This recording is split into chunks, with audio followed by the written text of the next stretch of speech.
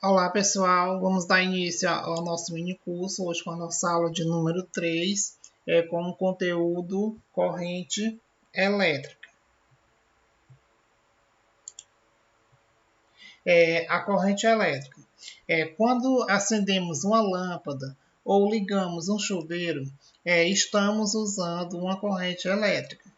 A energia elétrica que chega até as nossas residências, ela vem através de uma corrente elétrica que percorre os fios. Em geral, esses fios são de cobre ou de alumínio, por razões que estudaremos neste curso. A corrente elétrica ela é um movimento ordenado de partículas portadoras de carga elétrica. No caso dos fios metálicos, essas partículas são os elétrons. Numa solução de água e sal, é possível estabelecer uma corrente elétrica e os portadores de carga serão os cátions e os ânions. Então, agora a gente vai ver como que se calcula essa corrente elétrica. Bom, aqui a gente vai ter a intensidade da corrente elétrica. No fio condutor de metal foi estabelecida uma corrente elétrica. Então, a gente vai observar nessa figura aqui. Seja S uma seção transversal desse condutor. No intervalo de tempo, passa pela essa seção S uma quantidade N de partículas portadoras de carga elétrica. Aí, sendo que a quantidade de eletricidade transportada pelas N partículas. Então, a gente vai definir a intensidade média da corrente elétrica pela letra I, pelo quociente da carga dividido pelo tempo. Ou seja, a minha intensidade da corrente elétrica vai ser a carga dividido pelo tempo.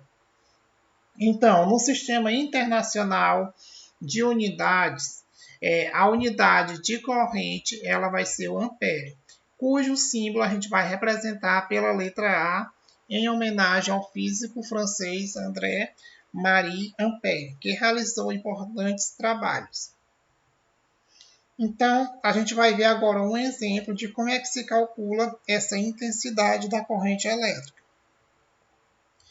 A questão diz o seguinte: um fio metálico ele é percorrido por uma corrente elétrica constante, de modo que a cada minuto vai passar 75 vezes 10 elevado a 19 elétrons por uma seção do fio.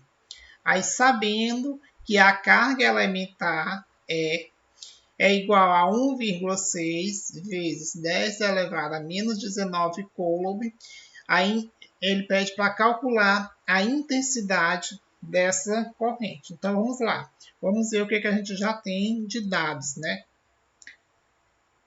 Primeiramente, ele fala de modo que a cada minuto. Então, se a cada minuto, então vai ser 1 minuto, a cada 1 minuto. Então, o tempo é igual a 1 minuto, que corresponde a 60 segundos. Ou seja, o nosso intervalo de tempo será 60 segundos. A carga elétrica, Q, né, quando eu falo em carga elétrica, eu vou representar pela letra Q, que passa por uma seção do fio em 1 minuto, ela pode ser obtida multiplicando-se a carga do elétron, que eu vou representar por N, vezes a minha carga elementar.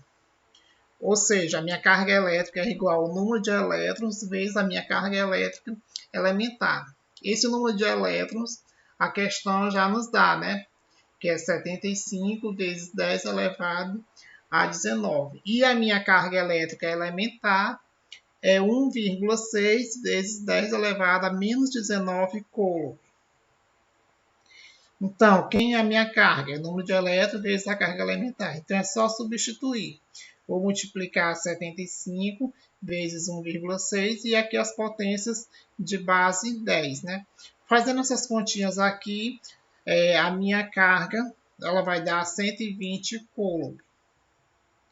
Então, agora sim, eu posso calcular a minha intensidade. O que é a minha intensidade? É a carga dividido pelo tempo.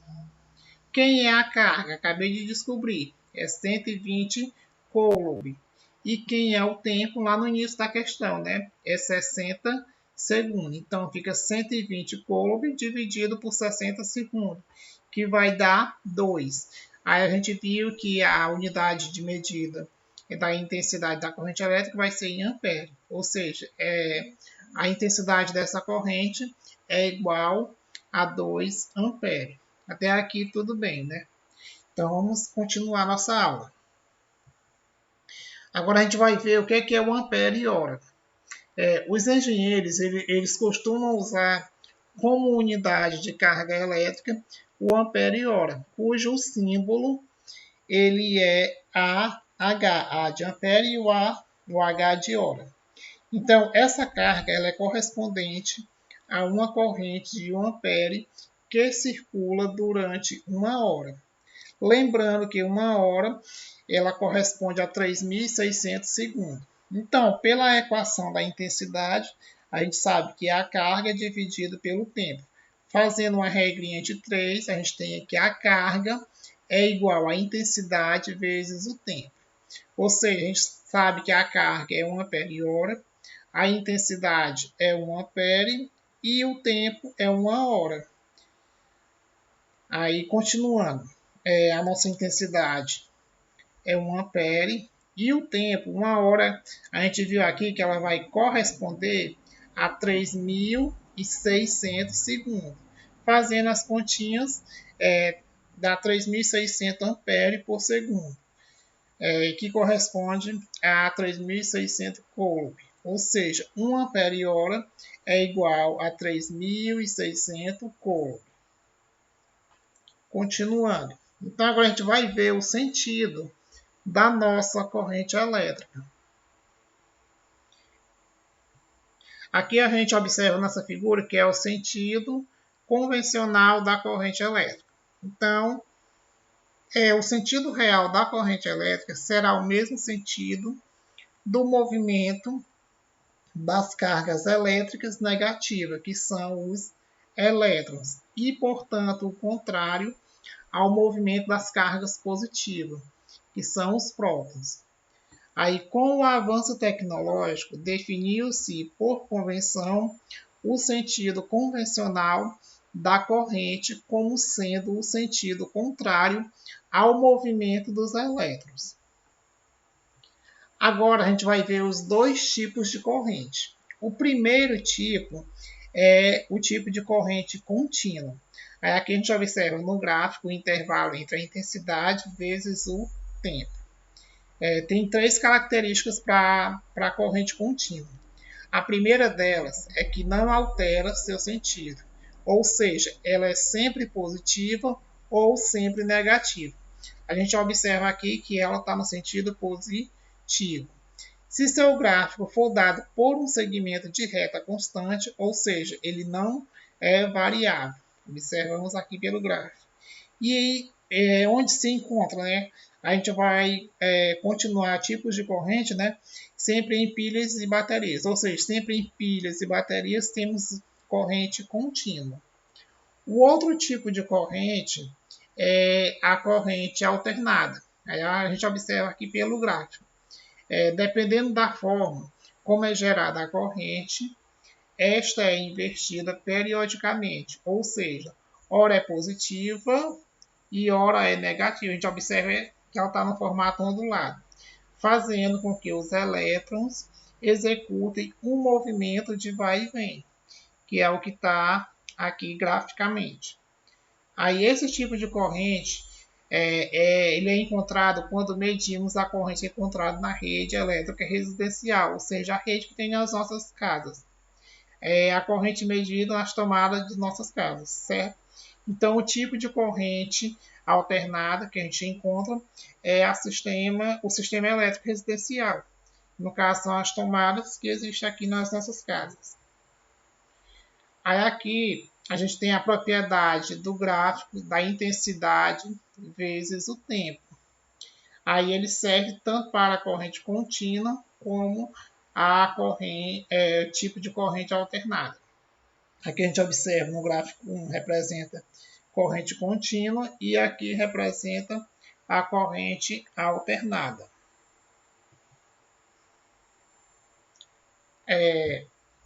Continuando, basta observar a formação de uma figura geométrica no intervalo de tempo. Então, a gente tem aqui o nosso gráfico da intensidade vezes o tempo. E a gente vai observar como é que se calcula essa área da figura que vai representar no gráfico. Bom, agora devemos calcular a área da figura encontrada. Aqui no caso é um quadrado. Aí a gente tem que lembrar como é que se calcula a área de um quadrado. A área de um quadrado é base vezes a altura.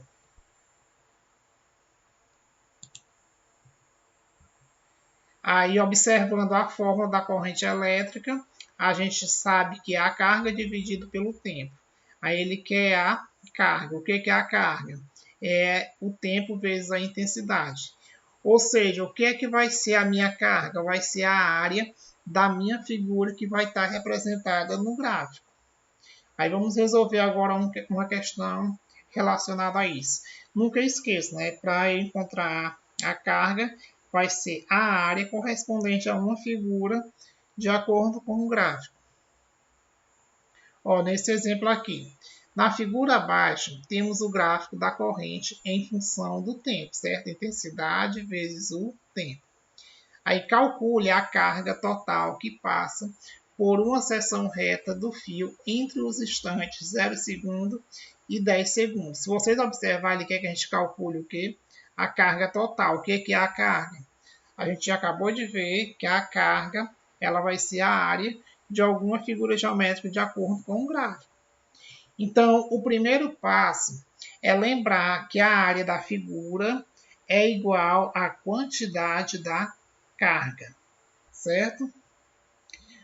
O segundo passo é identificar qual é a figura que se trata na figura ou no gráfico. Então, observando esse gráfico, a gente observa que a nossa figura geométrica vai ser um trapézio. Então, o nosso terceiro passo é identificar a fórmula para calcular a área do trapézio. Então, a gente tem que saber qual é a equação que se calcula a área de um trapézio. Aí, lembrando, o que é a área de um trapézio? É a base maior somada com a base menor vezes a altura dividido por 2. Sabendo isso, dá para se calcular a carga. Agora, o quarto passo é identificar as medidas que a figura vai nos dar. Então, como base maior, olhando aqui pelo gráfico, a base maior é 10. A base menor do nosso trapézio vai ser 5. E, por último, a gente vai ter a nossa altura, que no caso é 4. Então, agora é só substituir na fórmula. A carga é igual à área, ou seja, como é que eu vou encontrar essa carga? Através da área da figura do trapézio, que é base maior somado com base menor, vezes a altura dividido por 2. Quem é a base maior? A gente viu que é 10. Quem é a base menor? A gente viu que é 5. Vezes a altura, que a gente descobriu que é 4, dividido por 2. Agora só nos resta fazer continha. 10 mais 15, mais 5 vai dar 15, vezes o 4 dividido por 2. 15 vezes 4, 60, que divide 2, vai dar 30. Ou seja, a minha carga é 30 coulombs, certo? Bem simples, né, essa questão. Então, vamos seguir adiante. Agora, a gente vai ver curiosidades do efeito da corrente elétrica. A gente vai ter alguns tipos de efeito. O primeiro efeito aqui é o efeito fisiológico. Ele vai corresponder à passagem da corrente elétrica por organismos vivos. A corrente elétrica ela vai agir diretamente no sistema nervoso, provocando contrações musculares. Essas contrações musculares a gente sabe que vai ser o choque elétrico. Então, o pior caso de choque é aquele que se origina quando uma corrente elétrica entra pela mão de uma pessoa e sai por outra. Tem grande chance de afetar o coração e a respiração. Então, a gente vai ver que tipo de efeito vai causar, né, esse choque. Correspondente a 1 mA, vai ter apenas uma sensação de cócegas e formigamento. A partir de 10 mA, vai ter perda do controle dos músculos. E de 10 mA até 3 A, pode causar até a morte da pessoa. O próximo efeito é o efeito térmico. Ele também, gente, é conhecido como o efeito Joule. E ele está nos instrumentos que a gente tem em nossas residências. Chuveiro elétrico, ferro elétrico, secador e demais eletrodomésticos, né? Ele é causado pelo choque dos elétrons livres contra os átomos dos condutores. E então, ao receber energia, os átomos vibram mais intensamente, que não é o caso deles aí. Aí, nos condutores se processa a transformação de energia elétrica em energia térmica, que é o efeito deles. Então, esse efeito térmico é conhecido como o efeito Joule. O próximo efeito é o efeito químico. Ele vai corresponder a certas reações químicas que ocorrem quando a corrente elétrica atravessa as soluções eletrolíticas. Ele vai ser muito aplicado no recobrimento de metais, nivelação, promoção e proteção. E uma solução eletrolítica ela vai sofrer decomposição quando ela é atravessada por uma corrente elétrica, que no caso é a eletrólise. E corresponde aos fenômenos elétricos nas estruturas moleculares, objetos de estudo lá da eletroquímica. E a exploração desse efeito ela vai ser utilizada nas pilhas, né? Um outro efeito é o efeito luminoso. Ele é um efeito elétrico em nível molecular e em determinadas condições a passagem da corrente elétrica através de um gás rarefeito ou metal faz com que ele imita uma luz, que no caso a gente vê aqui nas nossas figuras, né? As lâmpadas fluorescentes e incandescentes, como mostra aqui na figura, e os anúncios luminosos são algumas aplicações desse efeito, que é o efeito luminoso. E há uma transformação direta de energia elétrica em energia luminosa. O próximo efeito ele é o efeito magnético. O que é esse efeito magnético? É aquele que se manifesta pela criação de um campo magnético na região em torno da corrente. A existência de um campo magnético em determinada região pode ser constatada com o uso de uma bússola e ele ocorrerá um desvio de direção da agulha magnética. O efeito magnético ele é considerado, gente, como o efeito mais importante da nossa corrente elétrica, constituindo a base do funcionamento dos motores, transformações e etc. Tá certo, pessoal? Então, essa foi a nossa aula. Espero que vocês tenham compreendido e até a nossa próxima aula. Até mais!